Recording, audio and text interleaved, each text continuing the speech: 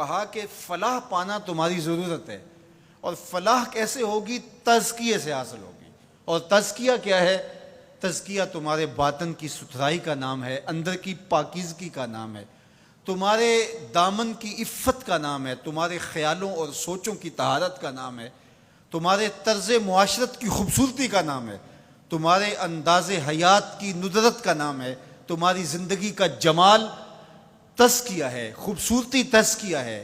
اللہ کی حرام کردہ چیزوں سے بچنا، اس کی ممنوعات سے محفوظ رہنا، حتیٰ کہ مکروہات سے بھی، اور یہاں تک کہ ایسی سوچ سے بھی، ایسے خیال سے بھی، ایسے وسوسے سے بھی اپنے آپ کو بچانا، اس کو تزکیہ کہا جاتا ہے۔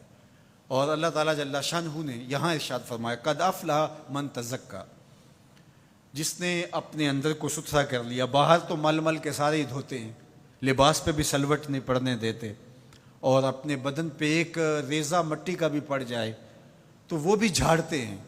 کہا یہ بھی اچھی بات ہے، اسلام ستھرائی کا دین ہے، صفائی کا دین ہے، لیکن اس سے کہیں زیادہ اہمیت ہمارے باطن کی صفائی کی ہے، ہمارے اندر کے ستھرا ہونے کی ہے۔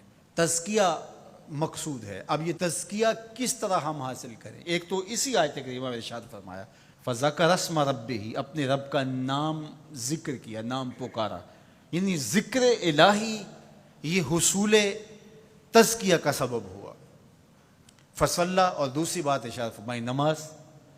تو یہ تزکیے کا نتیجہ بھی ہے کہ جب اندر تزکیے کے نور سے مالا مال ہوگا تو پھر پیشانی سجدے میں ضرور جھکے گی، اللہ کی بندگی یہ بندے کا مزاج ہوگا۔ اور دوسرا یہ ہے کہ اگر یہ تم حاصل کرنا چاہو تو پھر تمہیں اس عمل سے بھی گزرنا پڑے گا، اور اللہ کا ذکر تمہارے اندر کے زنگ اتارے گا۔ تو جب دل کا زنگ اترا تو دل مزکہ ہو گیا، دل کو تزکیے کی دولت نصیب ہو گئی۔ اور دوسرے مقام پہ اللہ کے محبوب علیہ الصلوۃ والسلام نے دل کے زنگ اتارنے کا جو ایک نسخہ ارشاد فرمایا وہ یہ ہے کہ دل کا زنگ قرآن مجید کی تلاوت سے اترتا ہے۔ اب ذرا دیکھیے قرآن مجید میں بھی اس پر بڑی خوبصورتی کے ساتھ ارشاد فرمایا گیا۔ حضرت ابراہیم علیہ السلام کی جو دعا ہے ربنا وابعث فیہم رسولا، ابراہیم علیہ السلام اللہ کے گھر کی تعمیر کر چکنے کے بعد عرض گزار ہوتے ہیں کہ مالک تیرے گھر کی تعمیر کی، یقیناً تو اس کا بہتر صلہ عطا فرمائے گا، تو اپنی جناب سے جو اجر اور صلہ عطا فرمانا چاہتا ہے اس میں سے میری چاہت یہ ہے کہ تو وہ رسول برحق مبعوث کر دے جو ان پر تیری آیات کی تلاوت کرے۔ اور اس دعا کا ذکر اللہ تعالیٰ نے قرآن مجید میں کیا، اور جس مقام پہ دعا کی اس مقام کو بھی محفوظ رکھا۔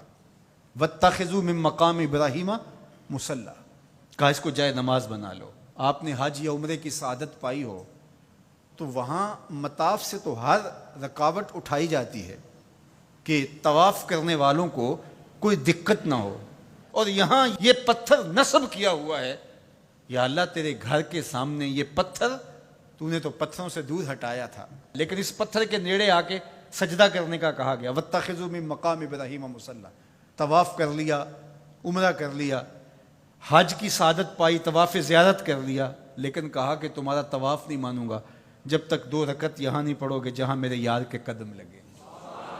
یا اللہ تیرے گھر کا طواف ہو گیا، کوئی کسر رہ تو نہیں گئی تھی؟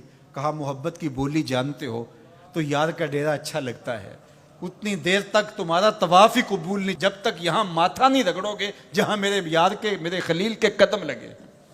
اب وہاں پیشانی رگڑائی جا رہی ہے اور وہاں ماتھا رگڑا جا رہا ہے۔ کہا یہ مقام ابراہیم ہے، یہ عزت کا مقام ہے، اس پتھر کے نیڑے لایا جا رہا ہے۔ وہ بھی پتھر ہے، کالے رنگ کا پتھر ہے، لیکن اس کو چومنے کی تلقین کی، ادب سے چوما جا رہا ہے، عقیدت سے چھوا جا رہا ہے، پیار سے دیکھا جا رہا ہے۔ میں نے بوڑھے اشخاص کو بھی دیکھا کہ ہتھیلیوں پہ جان رکھ کے پتھر کو چومنے کے لیے بے چین ہے۔ اکلوتے بیٹے کو چومنے کے لیے ماں کی وہ تڑپ نہیں ہوتی جو اس پتھر کو چومنے کے لیے کلیجے کے اندر بے تابی اور ایک بے چینی اور اضطراب ہوتا ہے، مجھے ایک بوسہ میسر آ جائے۔ یہ تڑپ کیوں؟ یہ راز حضرت عمر نے کھولا۔ حجر اسود کو چوم رہے تھے اور چومنے سے پہلے بولے اے حجر اسود تجھے کبھی نہ چومتا اگر میرے حضور نے نہ چوما ہوتا۔ ہم نے قطرہ دیکھا نہ کبھی دریا پہ غور کیا، بس جہاں تیری جھلک نظر آئی وہی ڈوب گئے۔ تو یہ عقیدتوں کے رنگ ہیں، یہ محبتوں کے روپ ہیں، یہ الفتوں کا ایک عجیب جہان ہے جو ہم نے یہاں آباد دیکھا۔